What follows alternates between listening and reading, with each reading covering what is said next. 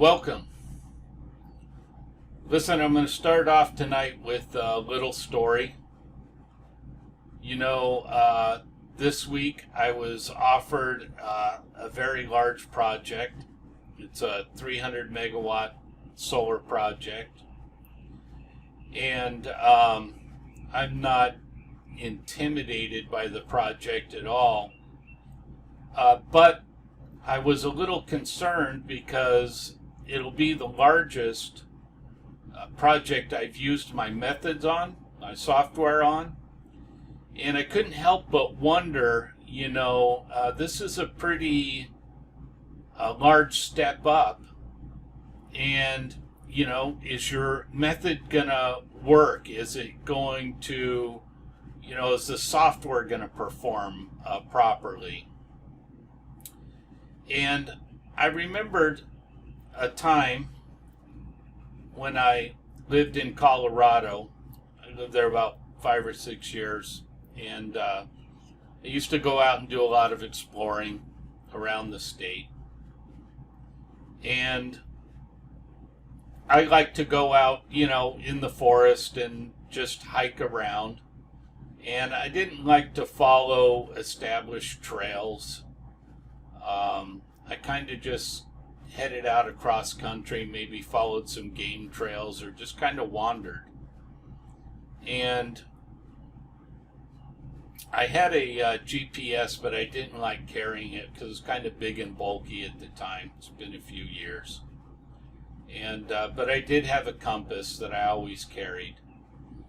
And several times I ended up, high up on a mountain, and some storm system might blow in a lot of clouds or fog, and lost track of the sun, and got kind of disoriented.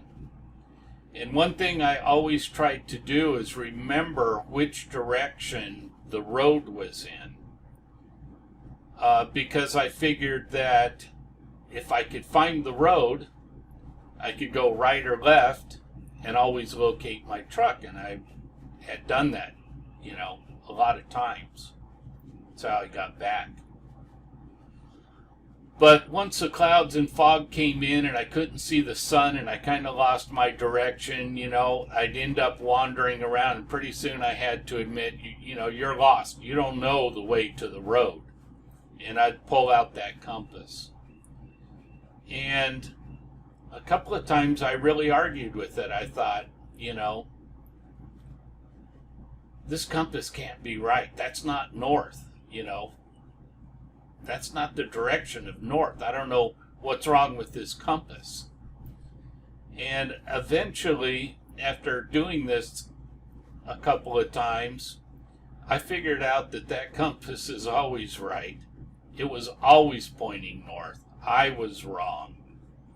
And invariably, once I pulled it out and realized that the compass was right and started walking in the direction that I needed to, I always found that road, and I always found my truck. And I was kind of remembering this, as I was wondering about this project. And I thought, you've been using this system and this method for 30 years. You've been using the software for 10 years, and you've never failed with it. You've always succeeded. And there is no reason to think that it's not going to work on a project of this scale. All you need to do is follow the same steps that you always follow, and you'll get the same results that you always get. And so now I'm kind of rejuvenated and excited about the thing. I'm going to start my takeoff of the project this week, and I'm going to build it just like I build every other project, and I'm going to manage it just like I manage every other project, and I'm going to have the same success that I have on every other project. All right, so let's get into this thing. Okay, so welcome back. When we left last time, we had imported in all of our data, and we went through the phases, phase list, and the task list, and talked about supervision, the margin, which is adjustable, and the material handling. And so if you watched my prerequisite videos, the free Foreman training videos, you'll know that as a time management tool, I'm an advocate of making a list and prioritizing it. So basically what we have here is a list of phases. And in order to build a schedule, because this thing's going to basically build the framework for your master schedule, the way to build a schedule is to prioritize your phases of construction into the order that you plan to build the project. Nowadays, I think that's called work breakdown structure. Okay, so if you hear someone say WBS or work breakdown structure, that's all they're talking about. It's the sequence that you're going to use to build your project. So the next thing we need to do is assemble this list of phases in the order in which we plan to execute them. And in order to do that, we're just going to click on Order Phases. It'll bring up the phase list over here. Now there's a couple of ways to do this. You could just move these across in the order that you plan to execute them. Or you can move all of the list across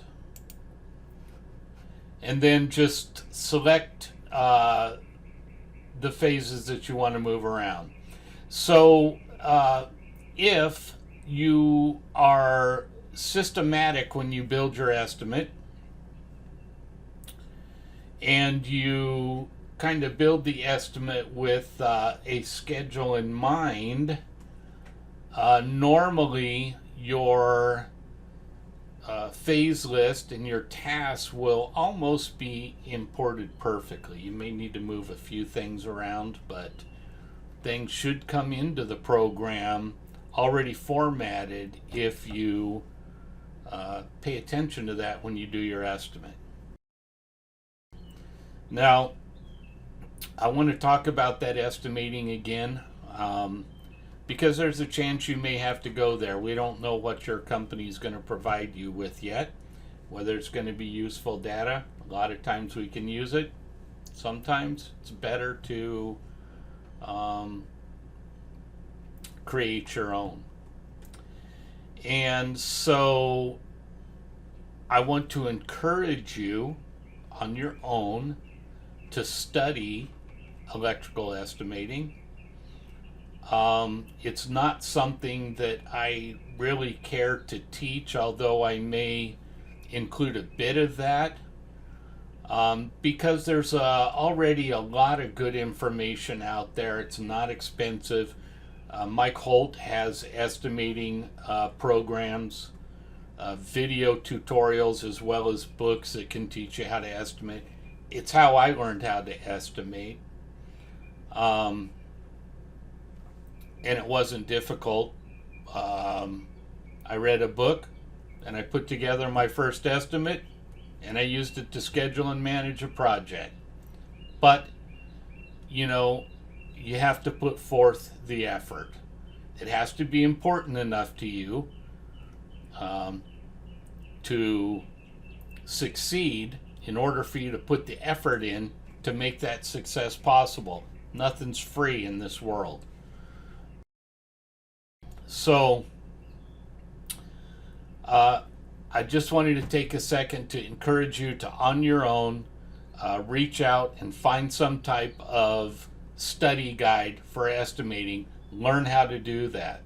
That's a skill that you should have. You may need it, you may not need it, But I'll tell you this, as you continue on and figure out that what I'm teaching you really works, and it is the foundation of your success, and it is the reason people want to pay you a lot of money to manage projects, you're going to want to start getting your estimates formatted as best as possible. The better the data that you bring into this software is formatted, the more successful you're going to be. The more successful you're going to be, the more in demand you're going to be, the more money you're going to make. That's what we're all here for, to make money. That's what I'm trying to teach you. So please, on your own, do some studying on estimating. Okay, having said all of that, here's our task list. It hasn't been changed yet, but one thing I'm going to do is I'm going to select this switchgear here, and I want to move that up above ground feeder conduit, and wherever I select, it's going to go in the line above that. So I'll select above ground feeder conduit, and there it did. It's inserted it right there, and I really don't think I need to do any more changes to this. If you think you're going to manage your project a little different than me, you're welcome to move these around any way that you want. Okay, and but once you get them in the order that you like, just click Save Sort Order, accept this, then we can close out of this page, and you'll see these snap into alignment. There they go. So now our phases are in our work breakdown structure. They're in the order that we plan to execute the project. The next thing you need to do is to go into each one of these phases of construction and do the same thing with your task list for your task list. So I'm going to click Order Tasks, and I'm just going to shoot these across the way I see them maybe being done. Like that. I'll click Save. We'll close out of here. These will snap into alignment. That one's done. So I am going to ask you on your own to go through these other phases of construction. Basically what we're building here is an imaginary project, so there's no wrong or right answer really. Just go through there and make sure that those tasks make sense to you, and if they don't, put them in the order that does. And once you get that done, then we're going to take a look at the Gantt chart right here.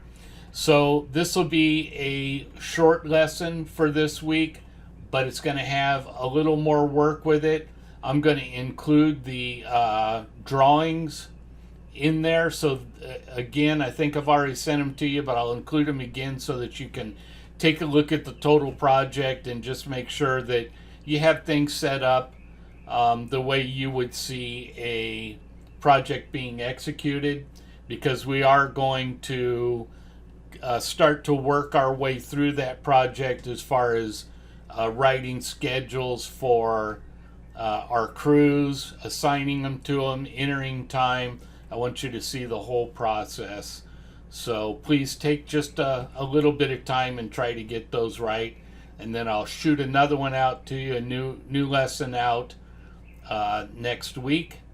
And we'll get into the Gantt chart and how all of that part of it works. Building a master schedule. Okay, have a good week, guys. Thank you.